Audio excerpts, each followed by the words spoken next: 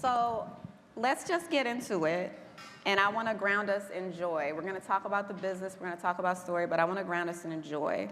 What is it about this craft that gives you joy? And I'm going to start with you, Jasmine.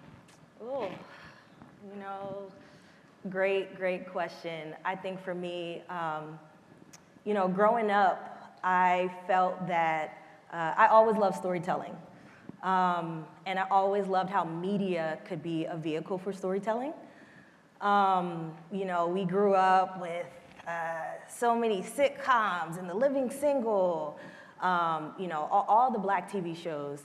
And for me, I felt that media was my first sort of purview into just how non-monolithic we are. Being able to see different lifestyles and different sort of ways that Black people and Black families come to life. For me, there was really no other career that sort of gave me that feeling, and I feel that, so for me, I grew up part military brat, and I think, media was just always, besides sport, media was always a consistent sort of pillar in my life, no matter where I go, for sort of our story to be told and for us to be able to sort of penetrate perceptions and show people who we are and to lead that affirmatively, right? And I was just I have to be a part of that. So I think for me, footwear was sort of my tie to be able, I grew up, hooping a little bit, I was a tool, and I was a slasher, a little six-man out there, I couldn't make a career out of it, but I think for me, using footwear as a vehicle for performance and protection and self-expression, but also storytelling, it was the perfect hodgepodge between all of those things. So I started my career in brand, consumer products, and I was just during the pandemic, it was the perfect time for me to just lock in and make that transition into sport product world. And I just think our stories need to be told. All of the stories, not just the Black trauma stories, but the love stories, the fun stories, all of the things, right? Absolutely. All of the things. And so I'm really big on that. I'm where are all the Black love stories, right? So to me, it just gave me the widest range to be able to touch product, work on product, self-express, and also make sure our stories are told. Thank you. Lalo? Yeah, man, I think it's a very similar journey, right? I like to tell people all the time that I feel like I am an artist. And I think my journey has been around discovering how to express that art. And so I feel like when I was younger, I thought I wanted to be a chef, got a little older, thought maybe I wanted to do music. But marketing has really allowed me to be that artist and express that creativity through brands. And so, when we think about brands and how it is they reach us, how it is they communicate with us, I find a lot of pride and being able to be a part of that voice, right? And one of the things I love most about marketing is that, believe it or not, I'm from Jamaica. And so, I thought that was a Boston accent. I really did. I thought it was a Boston accent. A lot of people guess Boston. Boston. But marketing has allowed me to put myself in people's shoes and experience their life, experience their story, and then have the responsibility to tell back that story through a product. And so, in addition to amplifying our own stories, I found a lot of joy in being able to learn other people's stories and tell that story through our brand. So that's my form of creativity. I think marketing has allowed me to truly land on the fact that, I am an artist and my expression is through brands. Beautiful. Les? Love that. My answer is pretty simple. Even from a kid, I always just stayed around and had a lot of friends that were creatives and artists in their own right, and I always found joy in helping them elevate and get their stories out. So, just being around a lot of talented creatives and designers, some of which in this room that I've known for many, many years, I just find joy in finding ways to amplify and get their stories out to as many people as possible. So that's what gives me joy.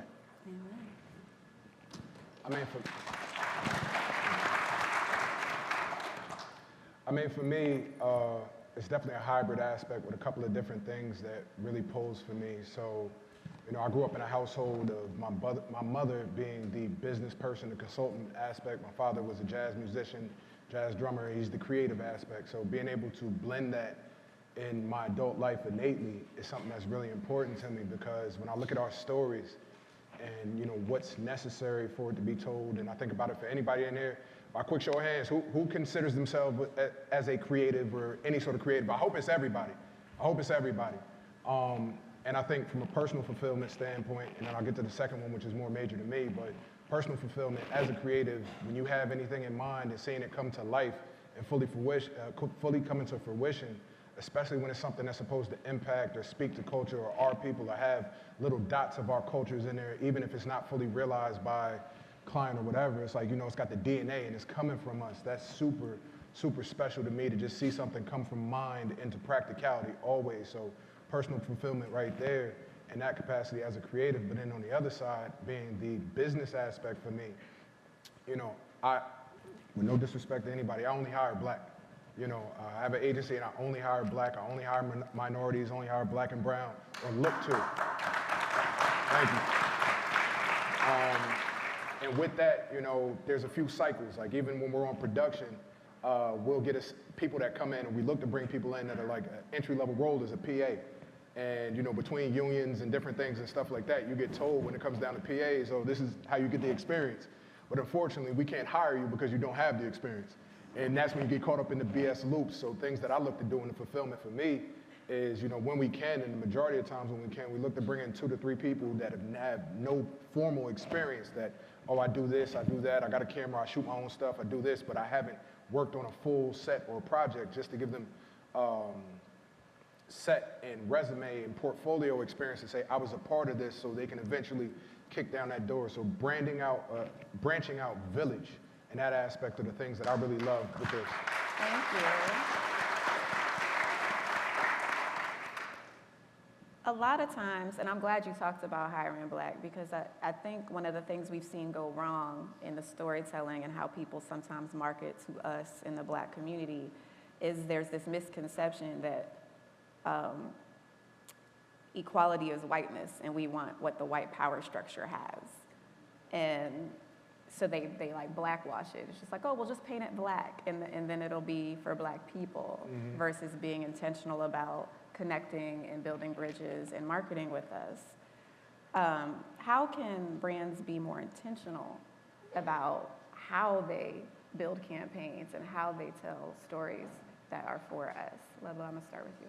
Yeah, I mean, ultimately, the long and short answer is to have those people in the room, right? Like, that's the long and short answer.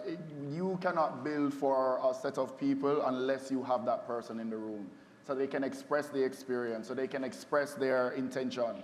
I'll never forget, I saw an interview by for Denzel Washington, and they asked him, you know, what did it mean to you to direct Fences?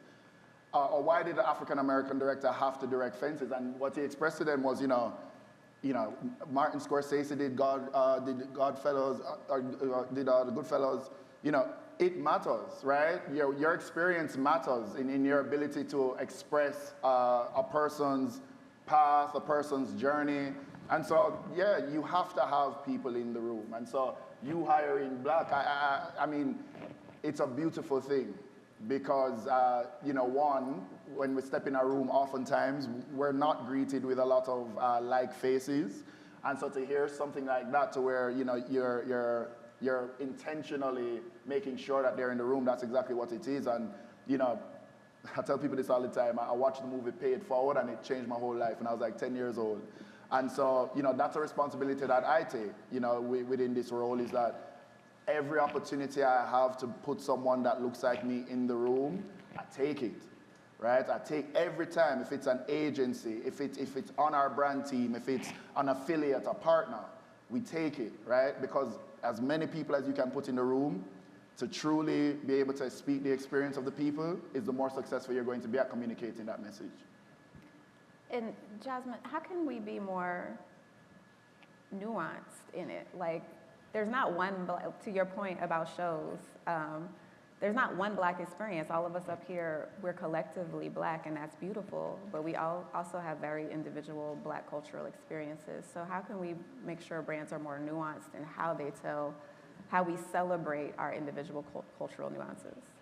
Yeah, that's a great question because Black people are incredibly nuanced. You know, I couldn't tell that you were Jamaican either, you know. You know, but within the diaspora, you know, I identify as African American, have a lot of Ghanaian, you know, friends, Nigerian. Hey, like, y'all acting like y'all want to get into the Jollof combo. Y'all got hype. We can have a cook-off. You know, incredibly, you know, I have friends from Joburg, so, you know, and they couldn't be more different, not just as individuals, but like culturally, right? So I think, I mean, I definitely agree with the point of, you know, I think it is important to make sure that if you're gonna speak to a cultural perspective and nuance, you have to be working with people who have lived that experience. You can try to speak to things that you haven't lived, but you know, it's like running, right? Like when I ran my first half marathon, you know, until I had that sweat equity of seeing what it feels like to hit mile 10, you know, I can't really speak to what a runner goes to without living it and without doing it. So I think the same thing is for Black people, you know, so whether it's a consultant or whether you're, you know, on the team, whether it's a focus group, right? Making sure that if you're going to be speaking to a nuanced perspective, that Black people sort of have, or whatever culture has a say in it. So when I think about some of my work at New Balance, you know, I wouldn't say that our goal is to do Black storytelling per se. In a global role, you know, it's important that, you know, we may have a Black story that we're telling, but how can we ensure that it translates across the globe, right? And ultimately, the goal isn't just to sell product, but that's part of it. The narrative propels, you know, why a collaboration is special. And so when I think about our work with like a Joe Fresh Goods, you know, his worldview and perspective growing up, you know, he's done incredible work with us, starting from outside clothes. You know, that's when he was a kid, moving to inside voices. Don't come into the house with your outside clothes on, right? You got the plastic on the couch. That's a Black experience. You know, Malcolm, Martin Luther on the wall. Like, you know, that's a Black, you know, music propelled our household cleaning playlist, right? Wipe me down, all the things. And so, you know, we're moving on, and you go over the years with him, like he's told this matriculative story through his worldview. You know, we get to, you know, the 1000, now he's in high school, right? You know, living the purity of the time of Soulja Boy days and internet and breaking out. And then we get to now, most recently, you know, he's graduating high school, so it's from prom to Paris, and, you know. Oh, wait, I skipped 1998? We appreciate that. We appreciate that. You know, that was one of my favorite campaigns, too. 1998, intro, outro, Keisha Blue. Ended up calling it Memories in Monochrome, right? Just super, super powerful, right? So that's how he's telling his story, but it's like, how can you tell, there's these thematic things that people can relate to, right? Like, hanging out with family, joy, what your high school experience is like, conversations amongst us, right? What are the cues that you have in your culture? So I think when it comes to Black storytelling, there are a lot of nuances. And then when I look at like a Salehi, he doesn't necessarily lead with Black storytelling, in my opinion, but you know, he hits you with with a 574. So it's like, you kind of have to lean into, it's not about telling a Black story per se, but co-authoring with a collaborator and making sure that like how they want to come to life as a Black person can translate and honor them, but also honor Globe and also New Balance. So it is very nuanced, and that's maybe a long sort of way, but I think, you know, it just requires a lot of back and forth and co-authorship to ensure that like we're not telling Black storytelling in one way, but in a global way that can translate. Absolutely, and I would just add really quickly that I think Salehi does do Black storytelling. What I think he does is a Black calling, a call to action, that the outdoors is ours, that nature is ours, to come be outside. Yeah. Which is a real radical act. When crafting these campaigns, Les and Ricky, and you can go in tandem, can you talk a little bit about the cherries and the pits, the things to do and the things to kick when it comes to avoiding surface level representation? For me, it's all about like being super clear and having understanding of the culture that you are tapping into or, working with to tell a story, right? So nothing great is going to come from being surface level. And I think it's having the confidence and the bravado to make sure that that's the stance that you take. So I liked how we talked about like step one of telling these nuanced Black stories is having Black people in the room. So hire Black, that's step one. So then we're in the room, but then you still have to have the confidence and the expertise and the stick-to-itiveness to make sure that those stories are told, right? Because we've all been in situations where there are Black people in the room and at the table, and shit comes out distilled once you makes you shake your head, right? So I think part of it is, not only being in the room, but having a keen understanding and a command of what you're talking about, right? Like, I probably would have no place, driving a marketing story about a shoe that had to do with Jamaica, right? Unless I really knew that culture and that country and whatever, we were talking about. But Ludlow could probably do that way better, right? So I think it's about just making sure that we hold ourselves to those same sort of standards and principles when it comes to how we want our stories told. I mean, so I'm gonna bring up, and y'all can stop me if y'all are unfamiliar with it, but Lecrae recently had a conversation that was asked about some issue in rap between two guys that got pretty big, and somebody had a song of the summer that's about to be on the Super Bowl, which is crazy. I don't know if you're familiar with it. But he pointed out one thing, and it was so polarizing for me. And he said, basically, appreciating a culture. You can love something to death. You can be versed in it. You can understand it so differently and all the nuances. And that's a beautiful thing. But being of it is absolutely different. And that was so powerful for me because no matter skin tone or anything like that, you can love our culture to death. You can be an advocate. You can do this, that, and the third. But if you're not fully of it, you're not going to understand the nuances. And when we speak to the diaspora and how, diverse we are as a people and how unique that is, we can't just do it one way. Listening to that last question and also combining with this one, I think there are certain moments where, certain groups of people, certain brands, things get comfortable with one individual or a single set of individuals that are deemed to have everything on their shoulders to tell all Black storytelling and stuff like that in any capacity. And it's just like, well, it creates a funnel, it backs up a pipeline, and that's impossible. That's the nuance and the beauty of being Black, as we are of the world and love the world in all these aspects.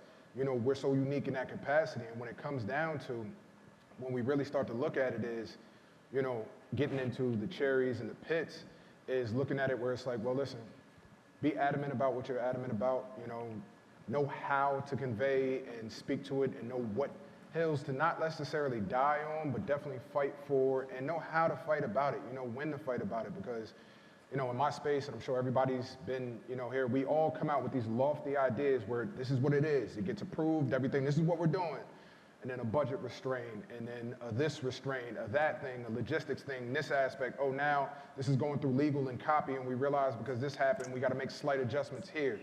Okay, well, if you're realizing value in what you're doing and you're negotiating in any capacity to say, okay, well, I can't adjust this, and we can't get this fully at this point right here, but I also have these 5 other ingredients that are complementing this that I know that they're not going to give any issue towards. We have to realize how to not be so linear with the one thing and everything, but make it an entire amalgamation of what it needs to be, combining all those aspects. So when it comes to it, it's a little bit of give and take.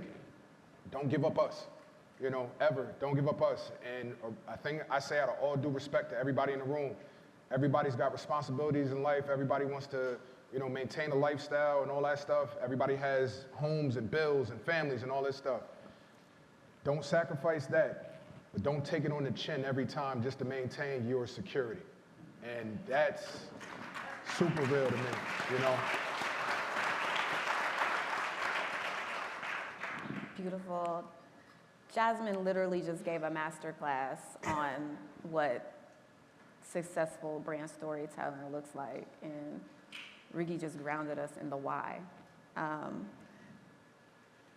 I want to roll back to kind of what Jasmine did as far as showing us what successful storytelling looks like. But the truth is, for every brand, success is different. Yeah. Some people just want a bunch of sales. Some people want impact. The right people want a bit of both. But can you talk about, Ludlow, can you talk about kind of what it takes to be, like, when do you feel like, okay, that was a success? What's the measure? I would say that that measure changes, right, based on what I consider to be a success. But I think in the space of what we're talking about, you know, when I walk away from a campaign and I'm proud of it, right, to know, to your point, that although things may have been stripped back, you know, we weren't stripped back, right? I think that's where it comes down to for me, is that when I walk away from a campaign and I look at it, there's a few things that I'm looking at culturally that determine to me whether or not it was a success. The first is if the story of the people was told the right way. And I'm going to know if the story of the people was told the right way by the way that they respond to it. We know how social media is. We're never going to be 100% great on anything we do. There's going to be people there that are going to be saying, nah, this was terrible. But there are nuances in how we communicate, and that nuance in how we communicate also, you know, is a nuance in how we respond.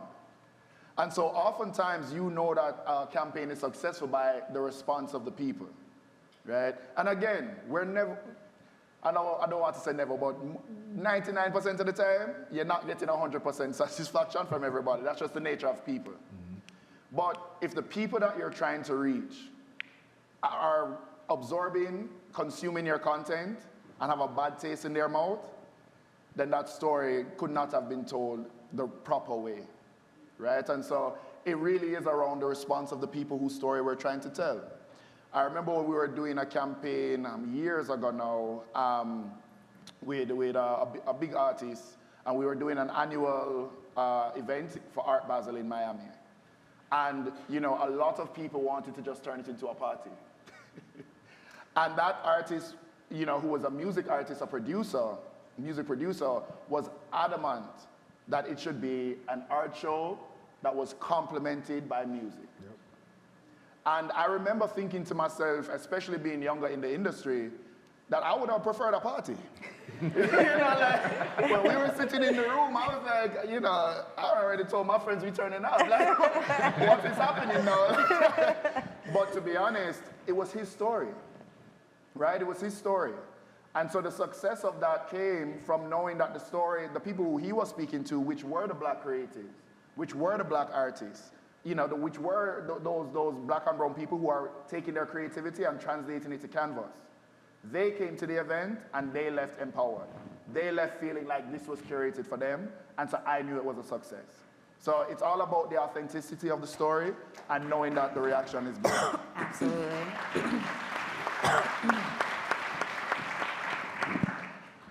Les, you recurrently have big brand success story moments.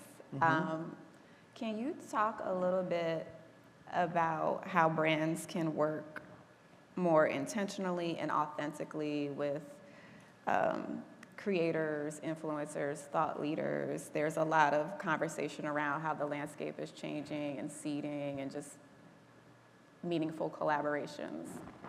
Yeah, that's a great question. I think when it comes to how creators or influencers are integrated and utilized as we develop all of these amazing products and product stories, I think they need to be thought of the same way that we think of all of these other, you know, elements that we, you know, utilize to make these campaigns great. We hire really expensive agencies. We build, you know, crazy events and pop-ups, and like these things take budget. You got to work with the union in some cases, and so there's very much structural ways of thinking about how to pay and compensate and invest in those entities. And I think influencers and creators should be looked at the same way. You can't go do a pop-up in New York City in a convention center and not pay union fees to the folks that are building the stage and what have you. But I think when it comes to influencers, the whole industry has looked at it as a cheat code in a way to get people excited, to get authenticity by giving somebody a 4 or 5 figure check to post it on their stories or to show up to an event. And so I think, it has to be intentional structures around it. And on top of that, we need to invest in the movements that these people represent, right? If you're using, I'll go for a Kendrick example. If you're using Tommy the Clown and the crump dancing movement to support your product, then how are you investing in that community, right? Like, how are you helping to build them? And so I think we just need to look at it, I think, with a little bit more structure and weight, as opposed to just, somebody that you're tapping into their audience or putting on a guest list to come to a party. Absolutely. I hope y'all taking notes. Jasmine, we've seen it go bad. We've seen it go bad, and all of you have given a couple of examples or hinted at things when it goes wrong. How should brands respond when they do get it wrong? Yeah, I think with humility, with transparency, with accountability. Don't beat around the bush, make it public.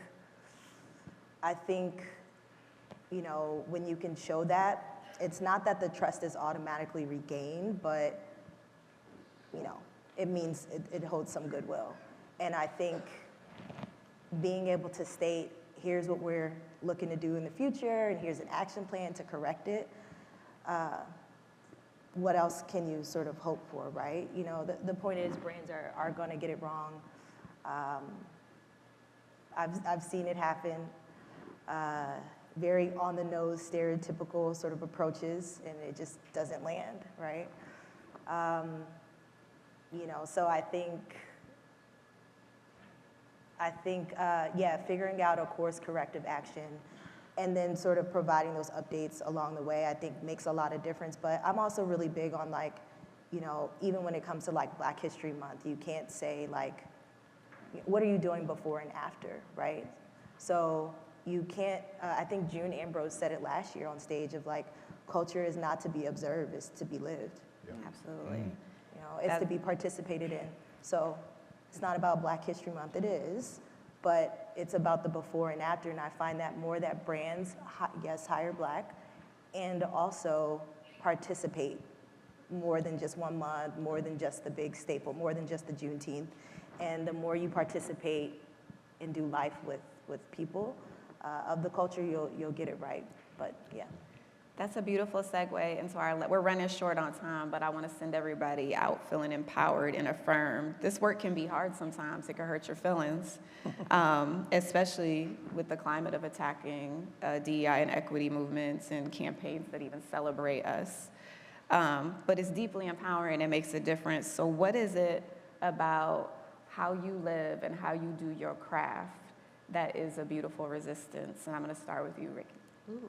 I mean, for me, my personal, my business is intertwined, as everybody in this room.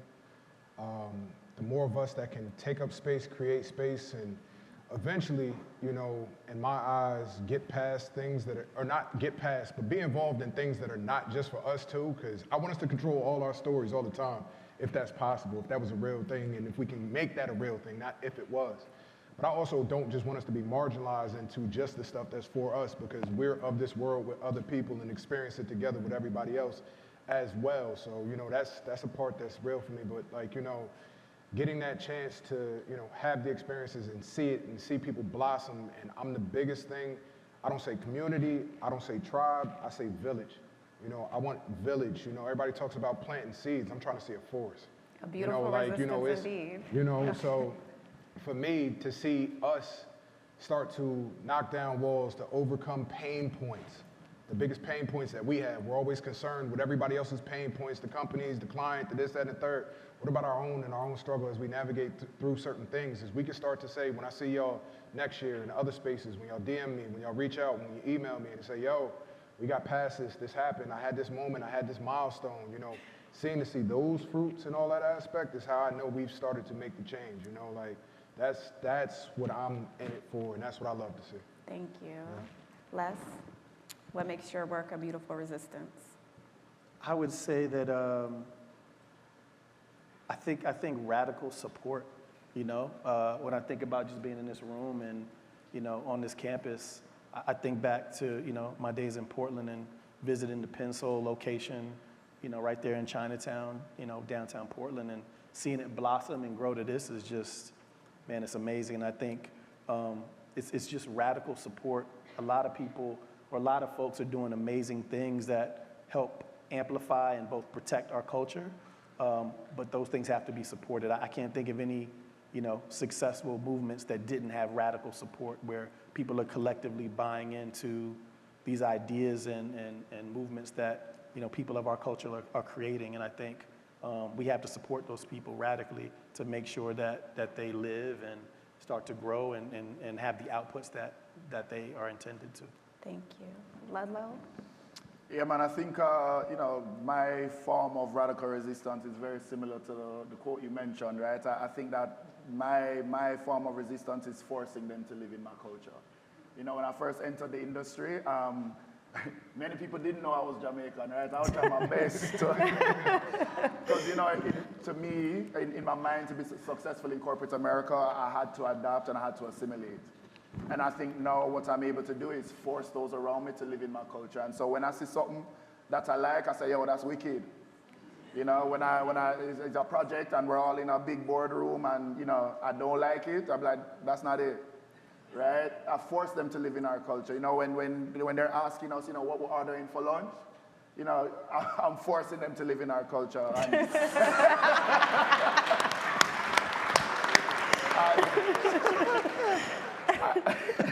And again, like just to mention the pay it forward, it's forcing them to live in the culture and bringing some other people along for the ride with me. So, with those two things, that's my dedication to us. Last but not least, my beautiful sister. Look, it's 75 degrees. We love that. We love that. Look, I'm rooting for all Black women. I'm rooting for everybody Black. Yeah, I think radical, how did you say it? What makes your craft a beautiful resistance? Yeah, I think, it's such a labor of love doing this work. It's very rewarding, but also it's a lot, right? So I think for me, working in collabs, our partners, like you said, you wanted the party, but then they wanted to, advocating for what our partners want, that's always at the forefront. But, again, when you have not lived that and you're trying to translate that internally, sometimes you just don't get it, And so for me, being committed to doing that labor of love and that work of, no, this is why this story needs to be told in this way, and packaging it up for it to get the copy approval, the legal approvals. Here's an alternative. This is why this is significant, because they sometimes do not get it. I think I live in that way, and like voraciously committed to that. I think also just being authentically myself. I had someone sort of tell me that, like, hey, a colleague of mine who's, he is, I would say Dutch, Black Dutch, but he was like, your presence makes me feel more comfortable being myself in these rooms, and how you're just authentically yourself. So I think for me, committing to amplifying Black voices, being myself, you got to package things up, and it's corporate, you're working, but committing to doing that. And so here with our Black Souls family, New Balance in the building. At New Balance, we have this Black ARG called Black Souls, sort of play on. I love Black Souls. Yeah. Shout out to y'all. We really do have to wrap up. Appreciate it. Black Souls is a beautiful resistance. I've been invited to your events. Please You give gotta these pull up. beautiful Black people a round of applause. Thank you.